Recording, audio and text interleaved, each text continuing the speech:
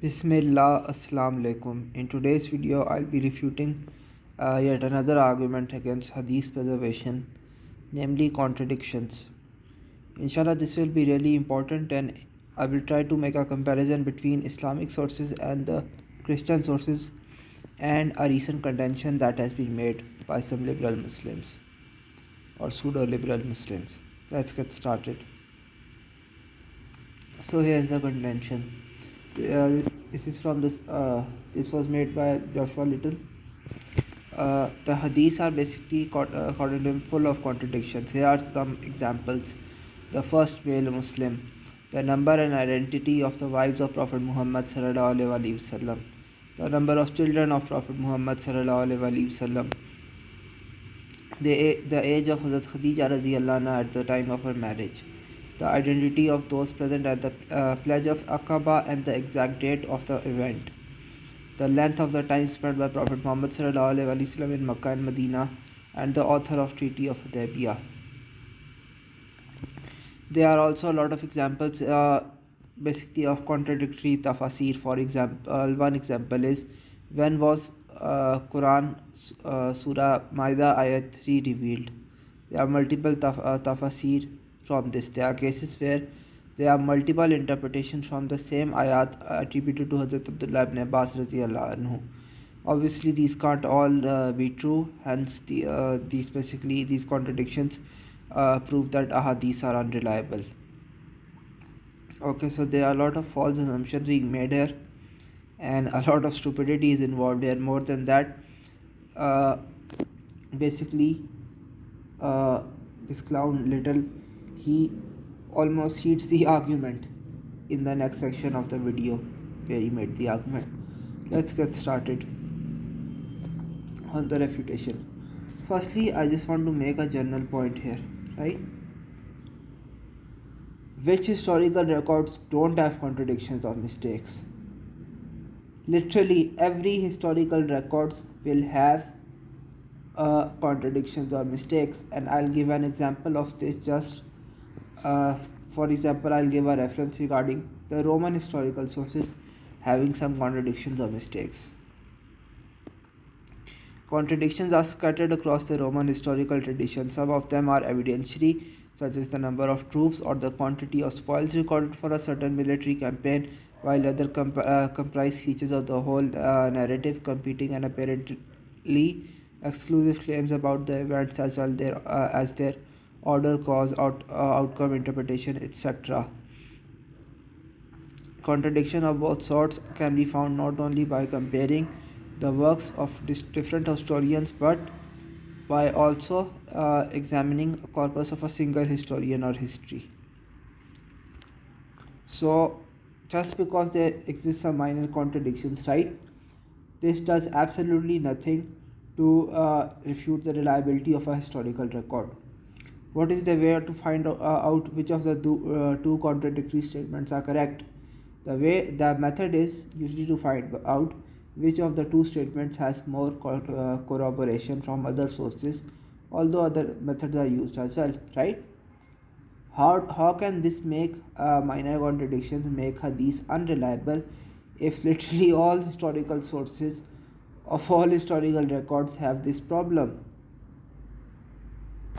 Moreover, some reports certainly are fabricated, right, in the entire hadith corpus, but that happens in all historical records, secular and religious, and there is nothing magical here about religious records.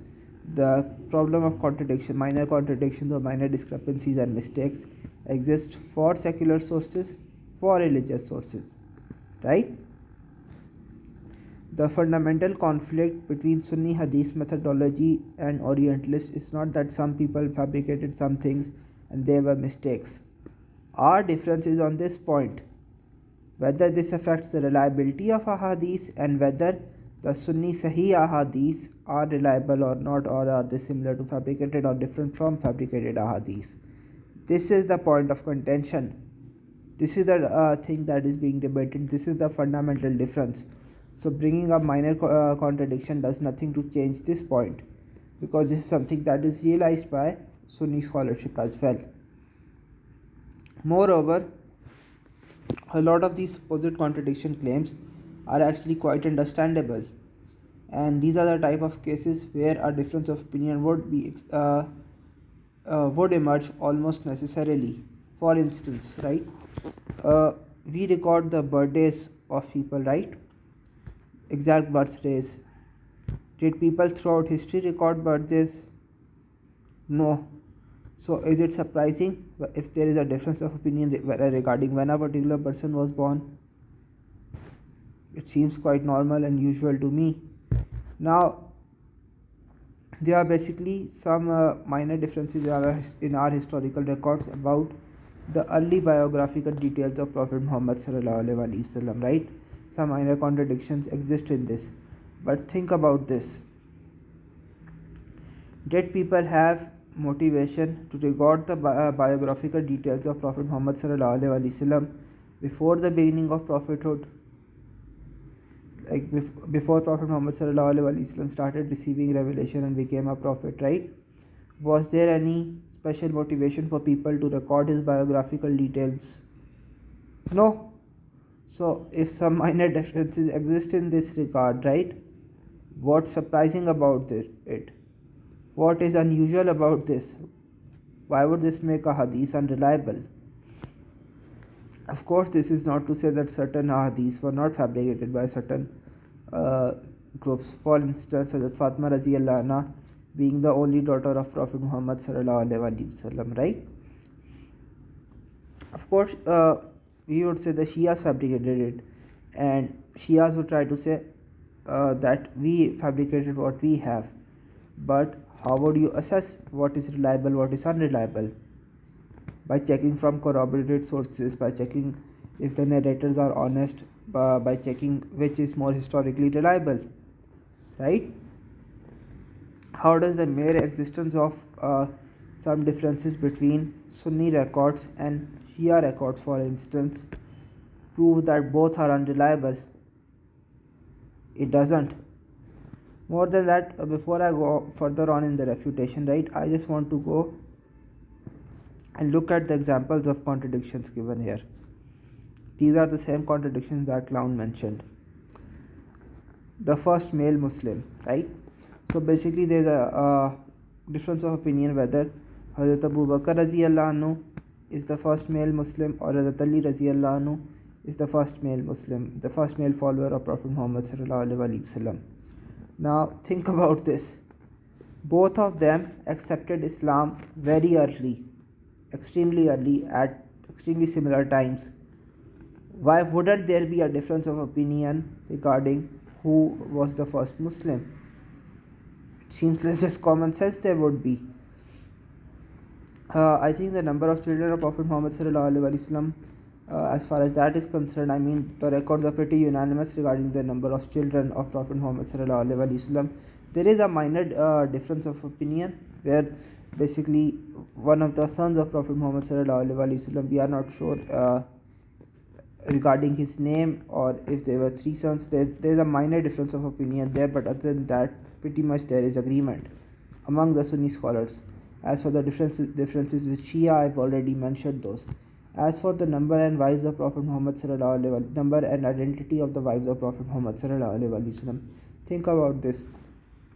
Prophet Muhammad sallallahu alaihi wasallam had 11 or 13 marriages, right?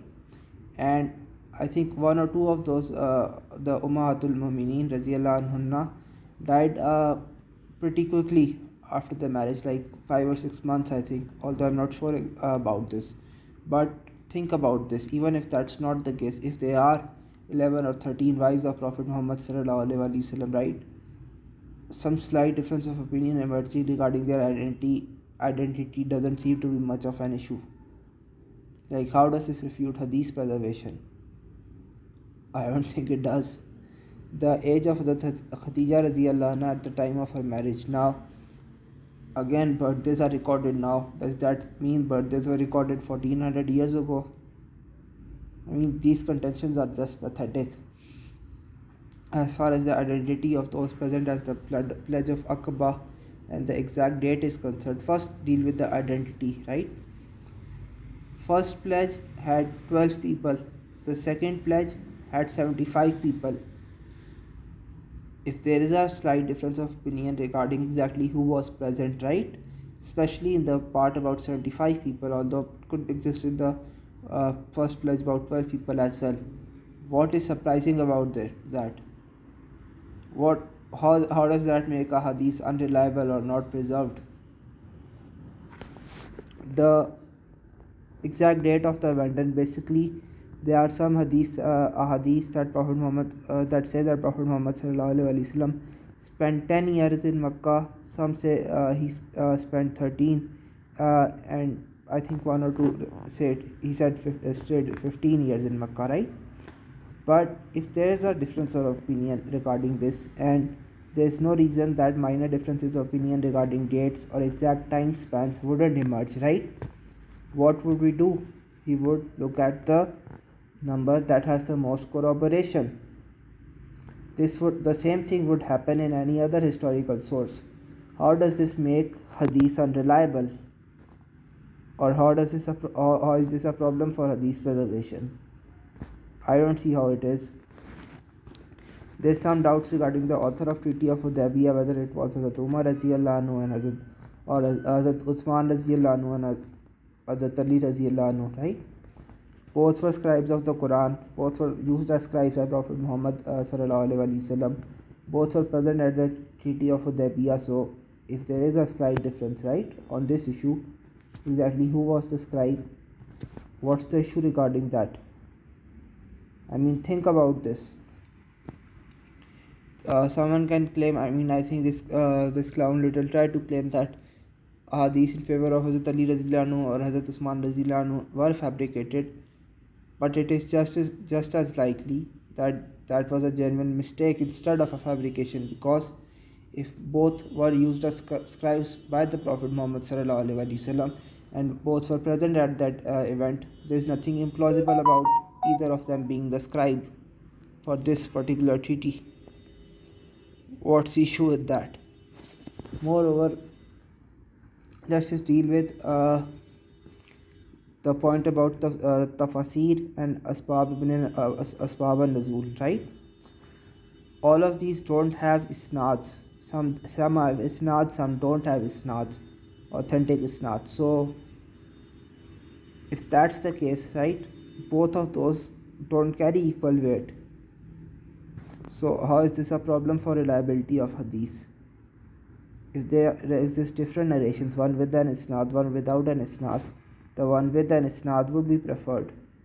But just because there exist different narration, right, or difference of opinion regarding when a particular ayat was revealed, how does this refute hadith preservation? As for the point about there being multiple interpretations for the same ayat attributed to Abdullah ibn Abbas radiyallahu anhu, right, in many cases. Okay, there are two issues here. Firstly, there is nothing inherently implausible about one person having multiple interpretations of an ayat. I mean, it's possible that he had multiple interpretations, right? Now, and just even if we ignore that point for a minute, art scholars recognize that everything attributed to Abdullah ibn Abbas radiyallahu anhuma is not authentic. Some is authentic, some is not authentic, but that is just on the basis of isnad. Just because there exists some weak isnad, some stronger isnad, some opinions that are attributed strongly and some weakly, how does that refute reliability of hadith? I don't see how it does.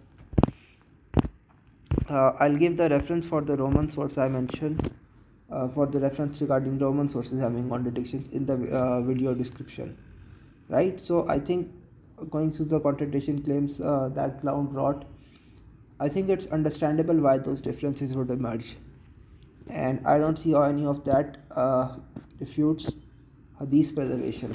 Now, I have already gone through the point about the pledge of Aqaba, right, and the dating of basically how many years Prophet Muhammad sallallahu alaihi wasallam spent in Makkah.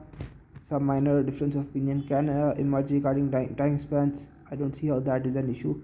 One more thing this clown brought up, right? He said that there is basically a difference in order of the military campaigns of Prophet Muhammad sallallahu alaihi wasallam. Now think about this.